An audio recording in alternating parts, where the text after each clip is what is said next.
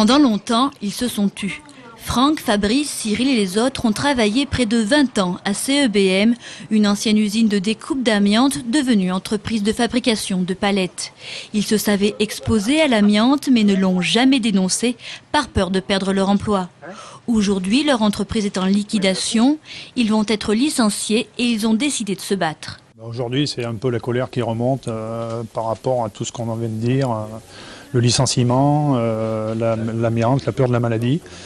Et aujourd'hui, on demande est-ce qu'on ait un suivi médical, qu'on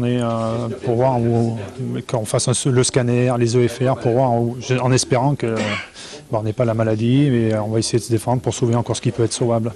Pour ne pas se retrouver seuls dans leur combat, ces ouvriers ont demandé de l'aide au CAPER, un comité de soutien venant en aide aux victimes de l'amiante. On demande qu'il y ait un état des lieux très précis pour aller justement voir sur place la présence d'amiante. On demande de bien enregistrer leurs témoignages, tous, de leur faire un certificat d'exposition, de recenser tous les gens qui ont travaillé peu ou prou dans ces ateliers et d'avoir un premier bilan médical. Ça, c'est les mesures d'urgence. Côté judiciaire, Franck et ses collègues espèrent l'ouverture d'une enquête pénale permettant d'identifier les éventuels responsables. Il y a ceux qui ont cédé le site sans dépollution, il y a ceux qui l'ont exploité par la suite, il y a ceux qui ont éventuellement enfoui les fibres d'amiante qui étaient sur place pour les faire disparaître sans respect des normes.